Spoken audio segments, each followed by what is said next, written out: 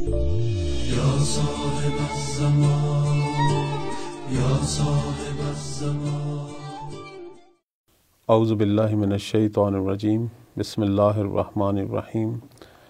الحمد للہ رب العالمین، والصلاة والسلام علی محمد وآلہ طیبین الطاہرین۔ محترم ناظرین گرامی، آج ہماری گفتگو کا موضوع جھوٹے مہدی کے دعوے کرنے والے یا امام کی جھوٹی نیابت کے دعوے کرنے والے اور ان کا جو ہے وہ رائے حل۔ آپ جانتے ہیں کہ اسلام کی تاریخ کے اندر جہاں بہت بڑے بڑے اور مسائل پیدا ہوئے، ایک مسئلہ جو ہے وہ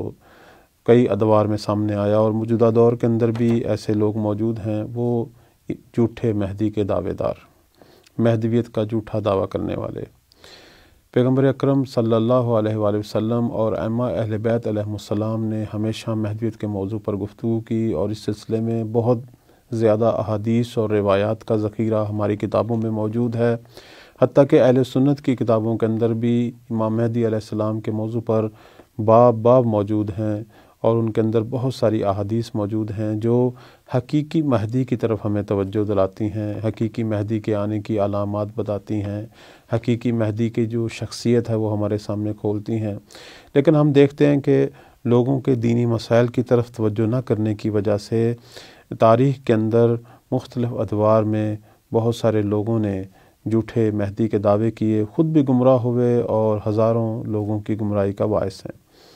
عصر حاضر میں بھی ایسے دعوے دار موجود ہیں، جیسے آپ پاک و ہند کے اندر جو فرقہ ہے قادیانی، اس کے بانی نے بھی مہدویت کا جھوٹا دعویٰ کیا، خود بھی گمراہ ہوا اور بہت سارے لوگوں کی گمراہی کا جو ہے وہ باعث بنا، اور ابھی تک اس گمراہ فرقے پر چلنے والے بہت سارے لوگ ہیں۔ اسی طرح ہم دیکھتے ہیں کہ ایران کے اندر محمد علی باب نامی ایک شخص نے مہدویت کا دعویٰ کیا، اور پھر اس کو پھانسی دی گئی، لیکن اس کے ماننے والوں نے اس کے جو ہے وہ جسد کو، اس کی لاش کو جو ہے وہ فلسطین کی طرف منتقل کیا۔ آج وہ اسرائیل کے اندر اس کا ایک بہت بڑا مزار بنائے ہوئے ہیں، اور ایک فرقہ بابیہ شروع ہوا، اسی طرح ایک فرقہ بہائیہ شروع ہوا۔ تو خلاصہ یہ ہے کہ ہر دور کے اندر ایسے لوگ سامنے آئے کہ جنہوں نے مہدویت کا جھوٹا دعویٰ کیا اور گمراہی کا سامان بنے، امت کو بھی گمراہ کیا، اور اس حوالے سے انہوں نے شاید یہ سارے کام اس لیے کیے تھے، یا تو ان کو درست آگاہی نہیں تھی، یا ان کو کوئی شیطانی چیزیں القاء ہوئیں، یا ہوا و ہوس تھی، ایک دنیاوی مقام حاصل کرنا تھا، اور بہت سارے مسلمانوں کو جو ہے انہوں نے رائے حق سے منحرف کیا اور گمراہ کیا، اور ان کی ہلاکت کا باعث بنے۔ تو غیبت صغریٰ میں بھی ایسے لوگ تھے، غیبت کبریٰ میں بھی ایسے لوگ ہیں، حتیٰ کہ ائمہ علیہم السلام کے زمانے میں بھی کچھ ایسے لوگ تھے جو اس قسم کے جھوٹے دعوے کرتے تھے، اور خود بعض ہمارے ائمہ کی طرف بھی بعض لوگوں نے جھوٹے مہدی کی جو ہے وہ نسبت دی۔ مثلا مولا امام صادق علیہ السلام کے بارے میں بھی بعض لوگ جو ہے ان کی شہادت کے بعد ان کی مہدویت کے قائل ہوئے۔ اسی طرح اس سے پہلے ہم آ جائیں تو محمد بن حنفیہ جو ہیں، ان کی مہدویت کے بھی کچھ لوگ قائل ہوئے، فرقہ جو ہے فرقہ کسانیہ جو ہے وہ بنا، ایک فرقہ کسانیہ جو ہے وہ تشکیل پایا کہ جس کے روح و رواں جناب مختار تھے۔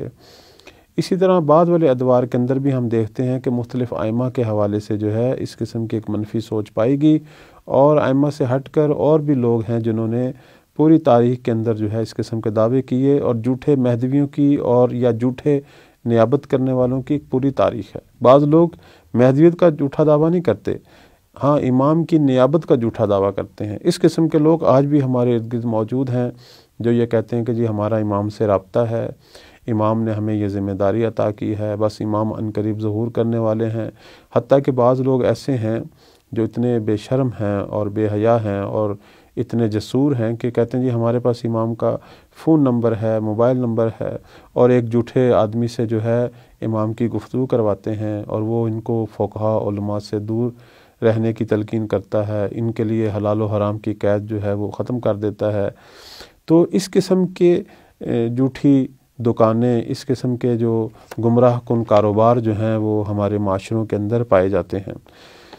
تو یہاں جو ہے ہم سب لوگوں کو کوشش کرنی چاہیے کہ جو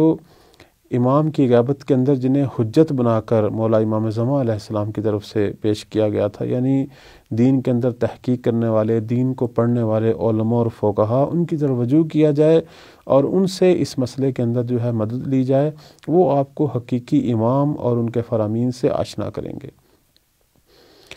ایک نکتہ جو آپ کی خدمت میں عرض کرنا چاہتا ہوں وہ یہ کہ امام کی غیبت صغریٰ کے اندر جو 4 نائب آئے تھے بالترتیب، جنہیں نائب خاص کہتے ہیں، جو آخری نائب تھے جناب علی بن محمد سمری، جب ان کا وقت وفات آیا تو امام نے اس وقت فرمایا تھا کہ کوئی بھی میری ظہور کی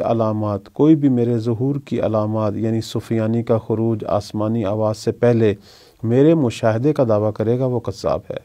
علماء نے لفظ مشاہدہ کی جب تشریح کی ہے تو مشاہدہ کا معنی جو ہے اگر ہم عربی لغت کی طرف رجوع کریں تو ایسا دیکھنا جس کے اندر انسان دعویٰ بھی کرے، یعنی اس کو تفسیر کیا ہے، اس کو تشریح کیا علماء نے نیابت کے دعوے سے۔ چونکہ علی بن محمد سمری آخری نائب تھے، نائب خاص تھے، اس کے بعد امام نے یہ فرمایا کہ اب کوئی اگر میری نیابت کا دعویٰ کرے گا کذاب ہے۔ تو ہمارے معاشرے میں ایسے لوگ ہیں جو جھوٹی نیابتوں کے دعوے کرتے ہیں، اور ان کا سب سے پہلا کام یہ ہوتا ہے کہ لوگوں کو شریعت سے دور کریں، لوگوں کو علماء سے دور کریں، فقہا سے دور کریں، اور اس کی جگہ اپنے آپ کو پیش کریں، اور پھر لوگوں کے مال و متاع سے سوء استفادہ کریں، لوگوں کے ایمان کو تباہ کریں اور لوگوں کی گمراہی اور ہلاکت کا باعث بنیں۔ تو بس اس قسم کی فکر جو ہمارے معاشرے کے اندر ہے، اس کا سب سے پہلا جو سامنے آتا ہے نتیجہ، وہ لوگوں کی صرف اور صرف گمراہی اور دین سے دوری۔ اور دوسرا نتیجہ یہ آتا ہے کہ یہ لوگ ائمہ اہل بیت علیہم السلام کی راہ سے دور ہو جاتے ہیں، جیسے فرقہ بابیہ جو بنا، محمد علی باب نے جو فرقہ بنایا اور خود مہدویت کا دعویٰ کیا، پہلے جھوٹی نیابت کا دعویٰ کیا اور پھر مہدویت کا دعویٰ کیا، تو بعد میں یہ فرقہ شیعت کیا اسلام سے ہی جدا ہو گیا۔ انہوں نے اپنے لیے ایک علیحدہ قرآن نازل کیا، ایک علیحدہ اپنے لیے روایات اور احادیث بنائیں، دوسرے لفظوں میں بالکل اسلام سے جدا ہو گئے، اور یہ فرقہ باطلہ اور یہ گمراہ جو فرقہ ہے، جو کہ اہل کتاب کے مذاہب سے بھی بدتر ہے، یہ ابھی بھی دنیا کے اندر موجود ہے اور ان کے معتقدین موجود ہیں۔ اور پھر تیسرا جو نتیجہ ہے کہ اس قسم کے لوگ جو ہیں وہ دین سے کھیلتے ہیں، دین کے حلال و حرام سے کھیلتے ہیں، ایک اور دین بتا دیتے ہیں اور دین اسلام سے لوگوں کو دور کرتے ہیں، اور لوگوں کے اندر اختلاف کا موجب ہیں، امت وحدہ کو یہ بکھیر دیتے ہیں، اور لوگ جگہ جگہ مختلف ٹکڑوں اور مختلف فرقوں کی شکل میں اصل اسلام سے جو وحدت کا پیغام لے کے آیا تھا، جو اتحاد کا پیغام لے کے آیا تھا، جو متفرق لوگوں کو اکٹھا کرنے کے لیے آیا تھا، یہ اس اتحاد کو پارا کر کر کے مختلف گروہوں کی شکل میں لے آتے ہیں۔ تو اس قسم کا جو طرز تفکر ہے، جھوٹی مہدویت کا دعویٰ کرنا یا جھوٹی نیابت کا دعویٰ کرنا، اس کی وجہ کیا ہے؟ اس کی وجہ نفسیاتی مسائل ہیں، بیمار ذہنیت ہے۔ کچھ لوگ وہ دیکھتے ہیں کہ معاشرے کے اندر ہمارا کوئی نام نہیں ہے تو اس طریقے سے اپنا نام بنانا چاہتے ہیں، یا ہو سکتا ہے کہ دشمن جو قوتیں ہیں، جو اسلام دشمن عناصر ہیں، جو مہدویت کے دشمن ہیں، جو امام مہدی علیہ السلام کے ظہور سے خوفزدہ ہیں، وہ جو عالمی طاقتیں ہیں وہ ہمارے اندر ایسے لوگوں کو تیار کرتی ہیں اور جھوٹے دعوے کرواتی ہیں، تاکہ لوگ ان کے ذریعے اصل دین سے اور اصل امام مہدی اور ان کے جو احکامات ہیں ان سے دور ہو جائیں، اور ان کا عقیدہ جو ہے وہ اسلامی نہ رہے، عقیدہ شیعی نہ رہے، اور امام مہدی علیہ السلام کے جو ظہور کے مقاصد ہیں وہ گویا حاصل نہ ہوں۔ تو بس جہالت اور آگاہ نہ ہونا یہ اپنی جگہ ایک مسئلہ ہے، ہو سکتا ہے بعض لوگ اس وجہ سے اس قسم کے دعوے کریں۔ بیمار ذہنیت اور نفسیاتی مسائل اپنی جگہ ایک مسئلہ ہے، اور دشمنان دین کی سازشیں اپنی جگہ ایک مسئلہ ہے۔ اور ایک ساتھ جو ایک واضح سا ایک سبب نظر آ رہا ہے وہ یہ ہے کہ ہمارے علماء جو مدارس اور مساجد میں موجود ہیں وہ اس موضوع پر چونکہ کافی ان کا مطالعہ نہیں ہوتا، لوگوں کے بہت سارے سوالات کا جواب نہیں دے پاتے، خود اس موضوع پر بابصیرت نہیں ہوتے، بعض اوقات وہ بھی ان کا سکوت جو ہے، ان کی خاموشی جو ہے، یا ان کا جواب جو ہے وہ کافی نہ ہونا باعث بنتا ہے کہ لوگ اس قسم کے لوگوں کی طرف جو ہے وہ چلے جاتے ہیں، اور جھوٹے جو دعوے دار ہیں ان کی دکانیں جو ہیں وہ چمک اٹھتی ہیں، اور وہ معاشرے کے اندر اپنا قدم علم کر لیتے ہیں، اور مجتہدین مراجع یا علماء کی جگہ وہ لے لیتے ہیں۔ تو یہاں ضروری ہے کہ ہمارے جو علماء ہیں، سب سے پہلا جو مسئلہ ہے وہ یہ ہے کہ وہ لوگوں کو صحیح امام مہدی علیہ السلام کی معرفت سے روشناس کرائیں، اور ان کی نیابت کے حوالے سے جو ہے وہ لوگوں کو حقائق سے روشناس کرائے اور انہیں بتائیں کہ اس غیبت کبریٰ کے اندر اگر کوئی